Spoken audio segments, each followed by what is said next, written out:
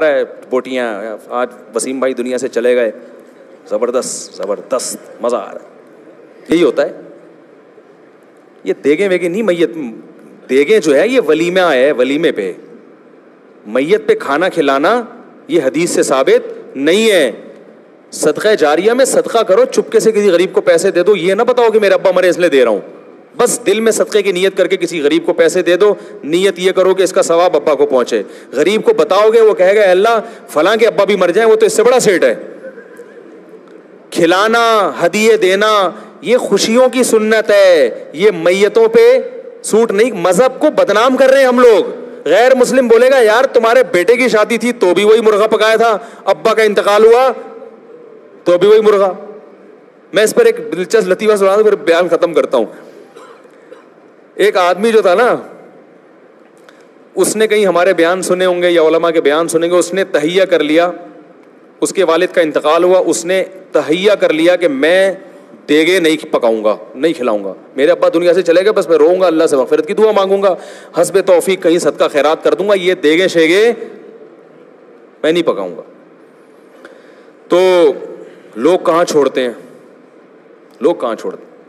لوگوں نے اس کو تنگ کرنا شروع کر دیا, مر گیا مردود, نہ فاتحہ نہ درود, وہابڑا ہیں, یہ ہیں وہابڑے خشکے, تیرے باپ نے تیرے لیے کیا کیا تھا دنیا میں, تو اس کے لیے 6 دیگے نہیں پکا سکتا.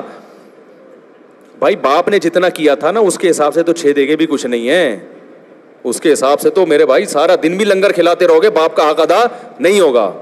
تو اب وہ تو دعائیں ہیں اور چپکے سے صدقات و خیرات ہے اس کے لیے. اور تمہیں کس نے, اللہ نے یہ تھوڑی کہا کہ باپ کے لیے ان مختوں کو دیگے کھلاؤ, ٹھیک ہے نا, جو تمہیں تانے دے رہے ہیں. لیکن پبلک چھوڑتی نہیں ہے, تو پبلک نے اس کو تانے دینا شروع کیے. ابے تیرا باپ دنیا سے چلا گیا, یہ خشکا, یہ وہابڑے, اور یہ جو بھی تانے فرقہ پرستی کے دیے جاتے ہیں خشکے, ان کی تو قسمت میں کھانا ہے ہی نہیں. ان کے تو گناہوں کی وجہ سے اللہ نے ان کو ویسے ہی بھوکا ننگا رکھا ہوا ہے. تو ایسے ایسے عجیب عجیب تانے نا. تو وہ بیچارہ تانوں, سب تانے تو انسان پہ اثر ہوتے ہیں. تو اس نے ایک چال چلی, اس نے بولا بھائی ٹھیک ہے لوگ مجھے کنجوس کہہ رہے ہیں نا, تو میں اس کنجوسی کے تانے سے بھی, تانے کو بھی دور کروں گا, لیکن انہوں نے جو مجھے اذیت دی ہے نا اس کا بھی جواب دوں گا. اس نے تیجے پہ بلا لیا سب کو, بولا آ جاؤ بھائی لنگر ہے. اب ہمارا تو اپنا اسٹائل ہے نا, پھر اس کا یہ والا اسٹائل نہیں تھا. اگر وہ مجھ سے پوچھ کے جاتا نا تو پھر اور زیادہ لوگوں کو ذلیل کر سکتا تھا. وہ میں اس کو بتاتا اس طرح کرو, لیکن خیر اس نے کیا کیا, اس نے پبلک کو بلا لیا, جو جو تانے دے رہے تھے بلا لیا سب کو. مرغے شرغے پکائے, بڑی لش پش قسم کی قورمہ بریانی پلیٹیں لوگوں کے سامنے رکھ دیں.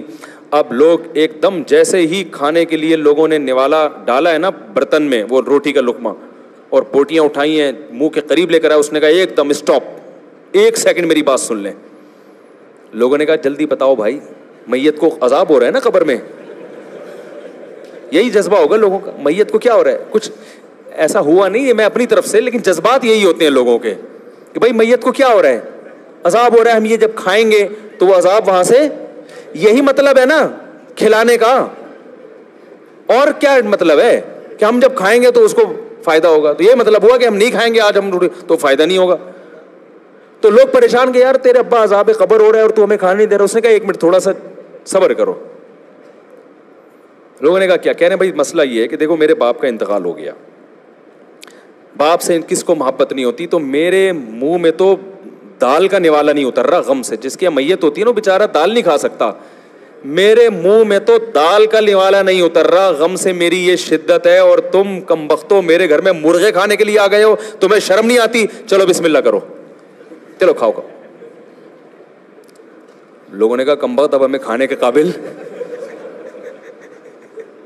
دوبارہ سناتا ہوں, دوبارہ. یہی ہوتا ہے جب آپ کسی کی میت پہ دیکھ پکائیں نا تو بالکل اسی طرح اسٹائل میں کہا کریں ان کو, بالکل یہی اسٹائل ہونا چاہیے. بلکہ ایک اور موقع پہ یہ اسٹائل ہونا چاہیے, وہ بھی میں بتا رہا ہوں. یہ پھر میں نے نسخہ ہر جگہ فٹ کیا ہے. تو اس نے کہا کہ بوٹیاں اس منہ کے قریب, ٹھیک ہے نا, بالکل منہ کے قریب ہے بوٹیاں, اور ابھی منہ میں ڈالنے والے ہیں. کہہ رہے ایک منٹ رکو. کہہ رہے بھائی کیا مسئلہ ہے, کہہ رہے بھائی مسئلہ یہ ہے کہ میرے باپ کا انتقال ہو گیا, غم سے میری حالت نڈھال, میرے گھر میں رونا دھونا چل رہا ہے, مجھ سے تو مسور کی دال بھی حلق میں نہیں اتر رہی, اور تم میرے گھر بیٹھ کے مرغے کھانے آ گئے ہو, تمہیں شرم نہیں آتی؟ چلو بسم اللہ کرو, کھاؤ. ہمارے حضرت یہ واقعہ بیان کر کے فرمایا کرتے تھے, اس زمانے میں لوگوں میں تھوڑی سی غیرت تھی تو وہ رک گئے کہ یار کمبخت, تو نے ہمیں کھانے کے قابل چھوڑا کھائے. فرمایا آج اگر کوئی ایسا کرے لوگ کہیں گے تو جو مرضی کہہ دے ہمیں, ہم کھائے بغیر نہیں جائیں گے. سمجھ رہے؟ فرمایا کہ اگر وہ روکنے کے بجائے جا کے لوگوں کے منہ سے نوالا چھیننا شروع کر دے, لوگ انگلیاں چبا کے کھا جائیں گے, یہ سالے ثواب کے لیے. کہیں گے کوئی بات نہیں, یہ بھی سنت ہے, کھا جاؤ اسے. انگلیاں چبا کے کھا جائیں گے, وہ چھوڑیں گے نہیں. وہ کہیں گے بھائی کوئی مسئلہ نہیں.